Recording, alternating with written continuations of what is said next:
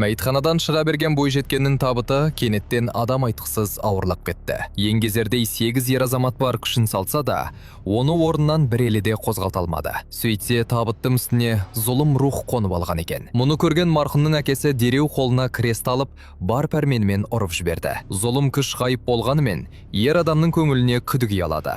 Ол қызын бұл жерден тезірек алып кету үшін табытты сындырып ашуға бел буады.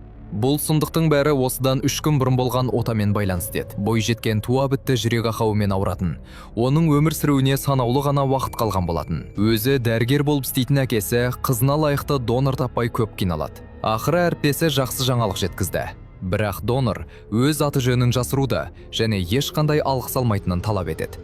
Көкейінде күдік болса да, қызын құтқаруға асыққан әке көп ойланбастан отаны өз қолымен жасап, жүрек тауыстырады. Ол қызы енді сауығып кетеді деп сенген еді. Бірақ 3 күннен соң бойжеткен көз жұмды. Жерлеу рәсімінде қыздың сыныптастары оның өліміне не себеп болғанын өзара талқылап жатты.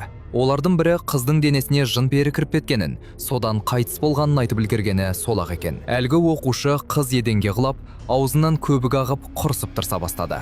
Мұны көрген ер адам бірден көмекке ұмтылып, оны құшақтай алғашқы жәрдем көрсетеді. Сол сәтте қыздың аузынан бір уыс қара шаш шыққаны бәрін таңғалдырды. Осы оқиғадан соң ер адам дұға оқыту үшін діни қызметкерді шақыртады. Осы кезде оларға үсті басы қан жоса болған бір адам жақындап келді. Келесі сәтте діни қызметкердің аузынан қан сауғалап, ол басын үстелдің шетіне соғып, есінен тана бастайды. Ол жан түршігерлік бірдеңені көргендей, еденде жатып қатты қиналуда. Фильмнің атауы «Астрал. Мертвое сердце».